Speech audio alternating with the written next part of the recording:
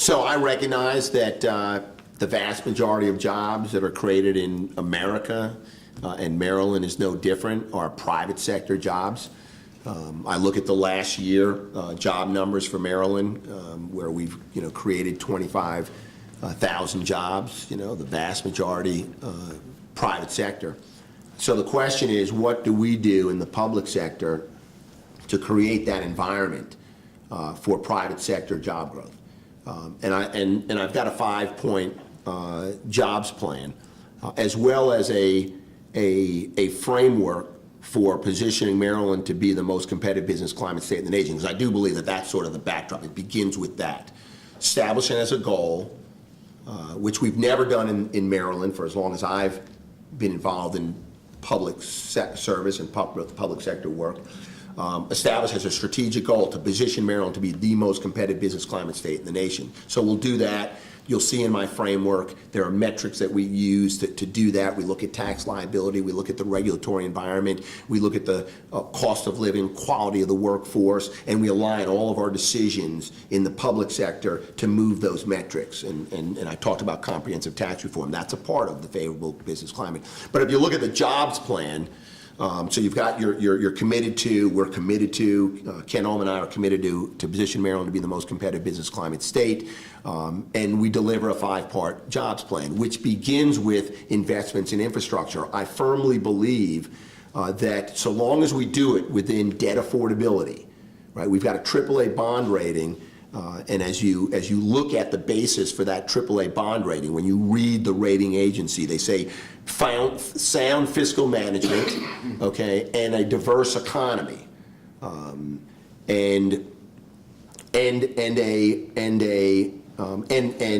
resource, a population that's resource with wealth and income. So long as we're making those investments within our debt affordability guidelines and we're not jeopardizing our AAA bond rating, the first part of my jobs plan is investments in infrastructure, like the $1.1 billion city schools. That's just phase 1. There's phase 2, $2.6 billion red line, 2.3 purple line, $1 billion that is. And a part of that as well, to help us stay within spending debt affordability and not to jeopardize our AAA bond rating. For 2 years, I led the effort to strengthen the public-private partnership framework in the state of Maryland, attracting more and more private companies to invest in our infrastructure. Port of Baltimore is the best example. It's a national model. $140 million investment, Ports America, Chesapeake, 5,000 jobs, half in construction, half in maritime, and post that number, after that 5,000 number that we put out there, Amazon announces they're bringing a fulfillment center, 1,600 jobs, and there'll be more jobs that come with it. That's a great example of how investments in infrastructure attract business. And it's not just ports. It's not just roads and rails, it's affordable housing, it's broadband, particularly in urban centers and in rural communities.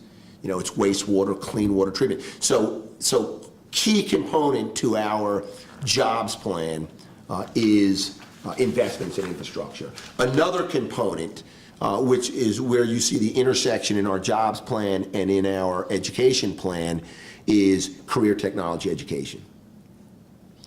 Investments in career technology education. In December, we rolled out a plan to increase school construction. Again, that's infrastructure, okay? But when you look at that proposal, the priority is on school construction that supports career technology education, to ensure that every Maryland high school graduate, and many of them are not going to college, have the skills to compete for that family supporting job in HVAC, in nursing, in agriculture, in hospitality. We need to continue to ensure that we've got a competitive workforce that will attract businesses to Maryland, will attract those investments. The third piece is they're all critical pieces, but the third piece is our focus on small and entrepreneurial businesses. Maryland has that competitive advantage. I mean, U.S. Chamber of Commerce ranks us #1 for innovation and entrepreneurship. I think that speaks to our talented workforce. It speaks to that entrepreneurial spirit that we have in small businesses that fuel small businesses hire 2 out of every 3 employees in the private sector. So when you look at that piece, okay, using strategic uses of tax credits like cyber, like R&D, like biotech, where we are incentivizing, encouraging companies to look at Maryland, to expand in Maryland, to invest in Maryland, to partner with the private sector, to incentivize that types of behavior.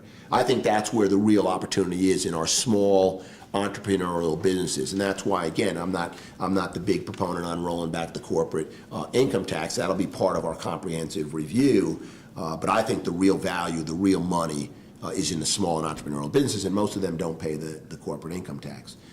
So working with our small and entrepreneurial businesses, continuing to develop a competitively skilled workforce, investments in infrastructure with an emphasis on public-private partnerships. I think there are extraordinary opportunities with public-private partnerships to deliver infrastructure. The fourth and fifth component, I've already talked about one component, which is comprehensive tax reform, and then the other piece is sort of reinventing government. I mean, as I travel around the state and I speak to business leaders, and we did this as part of our business climate tour, there's a lot of frustration with the lack of responsiveness in state government. Not because, and certainly as from my perspective, we've got 50,000, give or minus, plus or minus, state government employees, all well-intended, but we need to improve the way that we respond to both residents and businesses. Delays in issuing access permits or denying access permits. You can talk to a business owner and says, look, just tell me whether I'm getting the permit or not. If I'm not getting it, I'll move on to the next project, or I'll take a different run at it. But the endless delays, you know the adage, time is money. That's frustrating for many people. So a major component of our jobs plan is reinventing government to make it more efficient. When I was in the United States Army, my first job after college, I was a second lieutenant and pretty far down in the totem pole. And this 15,000 soldier organization, the 3rd Infantry Division, was led by a 2-star general, the commanding general. And the commanding general had 5 strategic goals. They used to call them mission essential tasks. And down at my level, I knew what those 5 mission essential tasks were. In fact, down to the lowest levels of the privates, they knew what the mission essential tasks were. The private couldn't necessarily give you a lecture on what they were and the strategic importance, but more importantly, the private knew what they had to do, the 20 things they had to do on any given day, and if they did it well, it would promote, it would drive, it would be in pursuit of that strategic goal. We've got 15 strategic goals in the O'Malley Brown administration. We have well-intended men and women who work for state government. Very few of them could tell you more than 1 or 2 of our strategic goals. That's a leadership challenge. We need the men and women who work in state government to understand that our goal in Maryland is going to, one of them, and the first, will be to position Maryland to be the most competitive business climate state in the nation. So all the way down to the person who takes that permit across the counter at the Department of Environment understands that my job today is to do the very best with this business climate so they can get on with their business to invest in Maryland and create jobs and improve the quality of life. So what are the 20 things I need to do every day? That's a leadership challenge. We're not going to change that overnight, but we will begin that work on day one in a Brown-Ullman administration. That climate, that culture within government that we need to make Maryland more attractive and to strengthen the business climate.